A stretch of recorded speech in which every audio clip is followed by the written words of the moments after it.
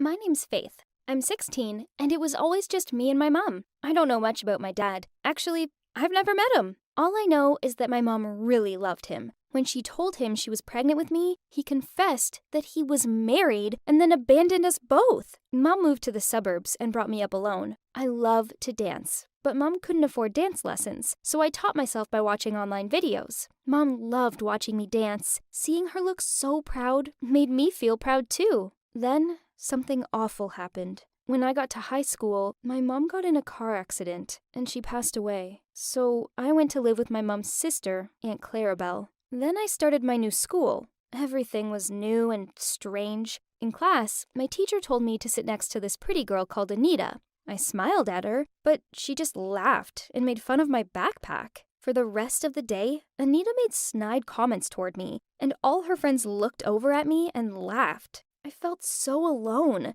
It was horrible. That evening, I tried to release my frustration through dance. My aunt walked in and saw me spinning in the living room. She seemed pretty impressed and told me she'd sign me up for the dancing center in town. I was so excited, as this meant I'd finally get professional lessons. In my first session, I walked in to see Anita there. It turns out she's also a dancer. On seeing me, she said, "Oh no, not another loser." All the other girls laughed, but I tried my best to ignore her, as I was here to learn. I noticed how all the other girls at school gathered around Anita and stuck to her every word. I wasn't sure why this was. Were they afraid of her? If any girls dared to question her, she'd say mean things about them. I once saw her chuck one girl's phone in the bush because she hesitated when Anita asked her something. My school life got better, as I made friends with this girl called Rian. One weekend, one of Rian's friends was having a party, so she invited me along too. Anita was also at the party, and it wasn't long before she announced a battle dance game.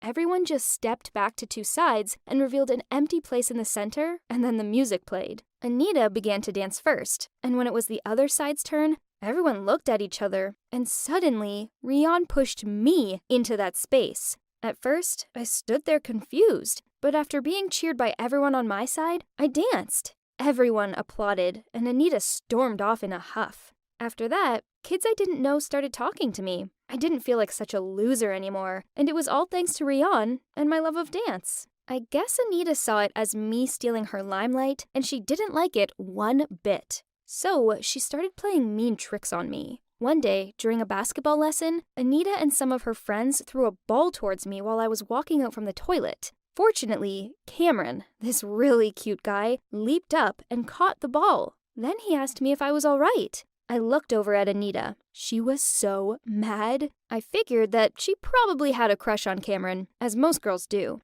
When school finished, I went to the parking lot and found both my bike tires punctured. I started to panic, as I didn't know what to do. Then Anita and her friends walked past. She had the biggest grin on her face. That's when Cameron came to the rescue. He took me home on his motorbike, and even offered to pick me up the next day. After this, Cameron and I started hanging out a lot. The problem was, the more time I spent with him, the worse Anita became. She stuck gum on my chair, which ruined my skirt, and meant I had to walk around with my sweater tied around my waist all day, even though it was cold. She hid my backpack so I had no books or anything in class. She laughed and pointed at me every time I passed her. I remained calm and didn't show any anger towards her. I didn't care about Anita. She was just a mean and jealous girl. Cameron and I started dating, and then we became an official item. For the first time in a long time, I was actually happy. Then, the most anticipated event of the year finally came. A talent show was taking place for kids in the area, and my school held auditions to find the best acts to represent them. With encouragement from Cameron and Rian, I found the confidence to sign up. And of course, Anita signed up too. I had practiced hard for the auditions, but then an unwanted incident happened. Do you know what? Someone had stolen my dancing shoes right before my turn to perform. That day, when I was warming up in the dressing room behind the stage, Cameron called, saying he was outside with a drink for me. "You're so sweet," I said to Cameron. Then I noticed that Anita was smirking at me from the next chair. I just ignored her and ran to get my drink. But as soon as I returned, I couldn't find my dancing shoes anywhere. Panicking, I frantically searched for them, but nope, they'd gone. Then the judges called my name. Shoes or no shoes, my performance had to happen. So I went out there barefoot and began to dance. A few minutes into it, one of the judges stopped the music. I thought they were going to tell me I wasn't good enough. But no, instead, they asked Anita to lend me her dancing shoes. Needless to say, Anita looked very annoyed. After the dance, I returned Anita's shoes to her and said thanks, but she growled at me, then stormed off. I bet that she was the one who stole my shoes. Although I lost my dancing shoes, I got the talent competition place. Needless to say, Anita was super mad. For the whole week, she was constantly shouting at people. I kind of felt bad for her close friends. Anyway, it was none of my business. I didn't have time to think of her. I needed to prepare for my performance. For the next few weeks, I practiced whenever I could. Cameron was so supportive and helped me the best he could. Finally, the contest day arrived, so we took the bus there. Anita and her friends sat on the same row as us. She tried to flirt with Cameron even though he didn't care about her at all. And when the bus went around the corner, she even pretended to fall onto Cameron's lap, then touched his chest. Talk about shamelessness. When we arrived there, it was so busy with heaps of kids from other schools. I began to tremble and tried my best to control my breathing. There were a total of 15 performances selected for the final round, and all other contestants were very talented. After the welcome and introduction ceremony, the performances began. Nervously, I was the final contestant. Walking onto the stage, I greeted the audience and started. The performance was going well, really well. Then suddenly, darkness. Everyone was noisy, and I stood there still and bewildered. People said that someone must have done something with the power lines and caused a power cut. I was very confused and didn't know what to do. Then suddenly, about 3 minutes later, the headlights from 2 cars shone on either side of the stage, illuminating me. Then I saw Cameron, Rian, and some of their friends were in the cars. Suddenly, Cameron ran to the stage and carried a mini pull speaker, and the music played again. The whole audience was silent and held their breath. The music was quieter, but since everyone was now silently watching me, I continued my dance.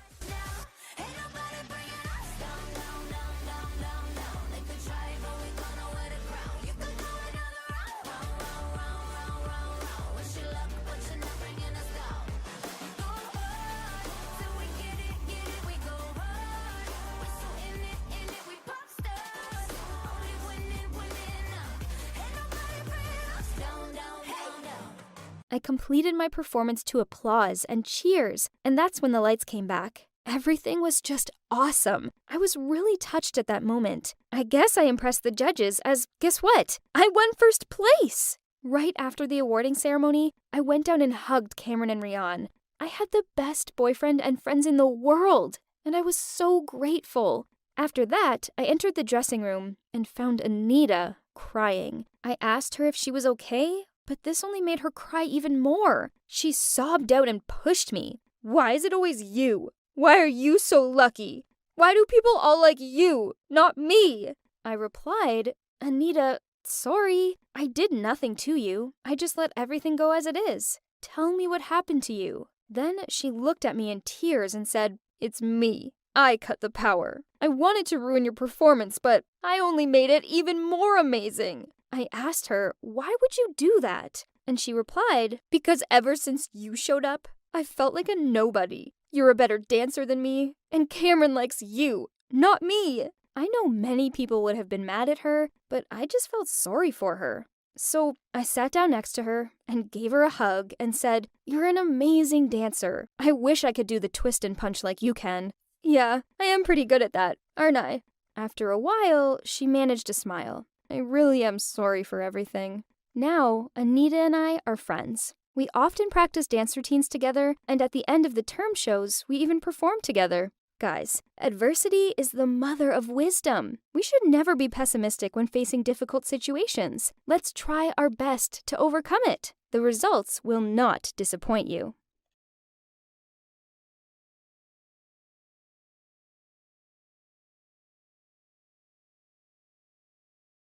I was minding my own business when I noticed everyone was giving me weird looks. What's wrong? I turned the corner and saw Cynthia and her followers blocking my locker. Oh, great! There she is, the girl that's into old men. Aw, Is it because you don't have an actual dad, so you found yourself a sugar daddy instead? OMG! What is she talking about? Everyone was gawping at me, and her friends burst out laughing. Panicked, I turned around and ran to the restroom. Those girls are so vile. How can they have taken such a simple situation and manipulated it? I locked myself in the cubicle and didn't dare come out. A knock at the door caused me to flinch, but then I heard a familiar voice. Nicole? It's me, Olivia. Are you okay? I opened the door and saw my friend standing there, looking at me with concern. She hugged me, then led me out into the hallway where Miss Barnes was waiting for me. The rumors had reached her, and she wanted to talk to me about it. Sweetie, I want to help you, but you need to tell me everything. I had nothing to hide, so straight away, I told her everything about Sean, who's my karate teacher. We became friends since we shared the love for guitars, killer karate moves, and old-school punk rock bands. When I finished, she said, "To be honest, I find it a bit peculiar that a man his age is choosing to spend so much time with a young girl. I think it's best I have a little chat with this Sean. So please, can you give him a call and invite him over?" Sean came straight over, and as he chatted to Mrs. Barnes in her office, I nervously waited outside with Olivia. I'm just a girl without a dad. Sean is kind, and he treats me like his own daughter. What Cynthia said is cruel and untrue. Don't worry. No one believes Cynthia. They all know what she's like. A few moments later, Sean stepped out of the office. He scratched his head as he told me to say goodbye to Miss Barnes and Olivia, as he was driving me home. In the car, I asked, "What did you say to Miss Barnes that made her agree to let me go with you?" I said that the child would be around your age. Huh? What did he mean by that? Then he continued, "Nicole, I have a long-lost child. I've been desperate to see them and be in their life, but it didn't work out like that. Then I met you, and I found myself bonding with you as if you were my own child." Hearing that, I asked right away, "Sean, would you like to be my dad?" He gave me this dumbfounded look, so I excitedly continued. "I mean, you're single, right? So's my mom. Why don't you two meet up and have a date? Just give it a try, please." Whoa, if Sean was my dad, my life would be fantastic. I smiled from ear to ear, seeing him bewildered. In my head, I instantly began planning their first date. Eek! This was the most exciting thing ever! But my good mood soon evaporated, as waiting for me on the doorstep with crossed arms and a stern expression was my mom. This was definitely not the time to introduce them, so I quickly thanked Sean and hurried inside. "Who's that man?" she questioned me. "I received a call from Miss Barnes, so I've been waiting for you. Who is that stranger?" "He's my karate teacher. He's just—" Then Mom interrupted me. "Why exactly is a man double your age choosing to spend time with a teenage girl?" "Don't worry, Mom. When you meet him, you'll see what a great guy he is." The next day, I arranged for them to have a lunch date at this quaint cafe in town. But the moment Mom walked in and saw him, she turned ghostly pale. Sean was also surprised. He stuttered, Louise? My mom cleared her throat. Ahem! Sean? This was confusing. I looked back and forth at them as if I was watching an intense game of tennis. So, they knew each other? Oh well, less time wasted on getting to know each other. So, I'm gonna leave you to it. I waved at them, then hurried out of there and sat on a bench nearby. But it hadn't even been 5 minutes when Mom stormed over. "Let's go!" and dragged me away. "I forbid you from seeing that man again!" What was happening? I was freaking out as I followed her. "Mom, slow down! At least explain why!" I shouted, but she bundled me into the car, then drove off, red-faced and silent. Through the car window, I saw Sean run outside of the cafe and stare at me with a saddened look on his face. "Mom, you know him?" I asked. She said, "That's none of your business. You just have to know that you are not allowed to see him ever again." "Why?" I yelled as I started tearing up. "He's nice to me. Why can't I be friends with him?" "Because you have to listen to your mother." Suddenly, my phone rang. It was Sean. I picked up, and he told me to turn the speaker so he could talk to Mom. "Louise, it's me, Sean." Mom gave a startled yelp and told me to hang up, but I ignored her. Sean continued. "Louise, listen. Is Nicole my daughter?" What? Did I hear him right? Can someone please explain what was going on? "Louise, tell me. Is Nicole my daughter?" Mom snatched the phone off me, ended the call, then threw it onto the back seat. I was too overwhelmed to find any words to say, so we both sat there in shocked silence. The moment we entered our house, seeing that I was desperate to speak, Mom spoke up first. "Nicole, please don't ask anything. I'll explain later, okay?"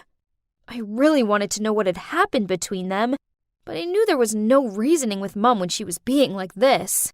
So I quietly went up to my room. I couldn't sleep, as too many thoughts were buzzing around my head. Could Sean really be my dad? I mean, I'd never met my real dad, and whenever I asked Mom about him, she got super defensive. Mom and Sean clearly had history. So what if we're actually related? Unsurprisingly, I couldn't concentrate in school. I kept on yawning in class and playing over yesterday's events over and over in my head. When school's out, to my surprise, Sean was waiting for me at the school gate. We went to a coffee house, and there he told me the truth. "Back in high school, I fell in love with my classmate. After a while, she suddenly told me she was pregnant and broke up with me. I definitely wanted to support and care for both of them, but she refused, then moved away. The last thing she told me was to stay away and never ever look for them." Before I had time to process his words, he smiled at me and continued. "Nicole, I believe that you're my daughter. But first, we need to talk to your mom and have her clear this up." Whoa, this was a lot to take in. But at the same time, it was also pretty awesome. I was so happy I had a father. And better still, it was Sean. I took Sean to my house to talk to Mom, but just as we stepped inside, I got a message from Olivia. "Check your social media. Cynthia's just posted something about you." Oh no! There was a photo of me getting into Sean's car with the caption, "Need tips on getting a sugar daddy? Ask Nicole." I freaked out. Now, thanks to Cynthia, everyone would misjudge me and make fun of me. I was so furious that when Mom walked over, I couldn't hold it in anymore. "This is all your fault! Now everyone believes lies about me, and it's all because you won't tell me the truth." Mom gave me this hurt look, sighed, and softly said, "You're right. I do owe you both the truth." Then she turned to Sean. "When I told you I was pregnant, that was a lie." What? How could she lie about something like that? "I didn't want to be with you anymore, but I was too scared to break up with you decently. So I made that story up, believing that it'd scare you away. But when you said you'd stick around and support us both, I panicked. So I moved away to college and found a new boyfriend. Then I fell pregnant with Nicole. But this boyfriend wasn't ready to be a father, so he abandoned us both." As I tried to absorb this new information, I found myself feeling an overwhelming sense of disappointment. Perhaps Sean felt the same, as he muttered out, "I can't be around you right now. Goodbye, Louise." Then he left. My world had come crashing down around me. I didn't know what to do or say, so I just locked myself in my room and sat there in silence. A few days later at school, Olivia came running over to me and blurted out, "Have you heard? Cynthia's been suspended for spreading false rumors about people. Now everyone knows that she's a liar." Well, I'm glad everyone knows, but honestly, Cynthia and her fake stories didn't really bother me anymore. I had bigger things to worry about, like Sean. I hadn't heard anything from him since Mum's confession, and I really hoped he was okay. Then, a week later, Sean texted me. Nicole, I care for you as if you were my own daughter. I don't want to lose you from my life. There's more. I've done some research, and I've found your dad. If you want, I'll take you to meet him. Gulp! I was finally going to meet my real dad. On the way there, Sean lightened me up chatting about guitars and tuning on Joy Division. It was so good to have him back in my life. I guess it's normal for kids who don't know a parent to imagine what they'd be like, right?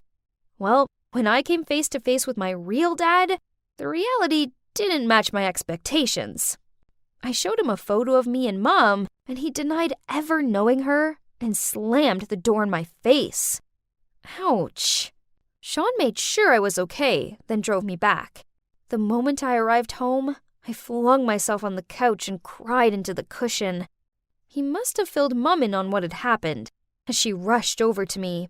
Honey, I'm so sorry. It's all my fault, because I'm a coward who couldn't deal with my own issues.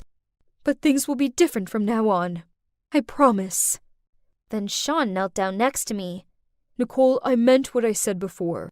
I view you as a daughter. And if it's okay with your mom, I'd love to be your dad.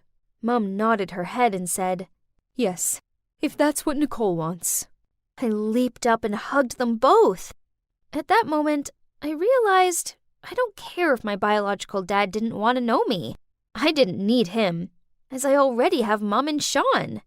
Now, my mom has learned to be brave and confront her problems, instead of running away from them.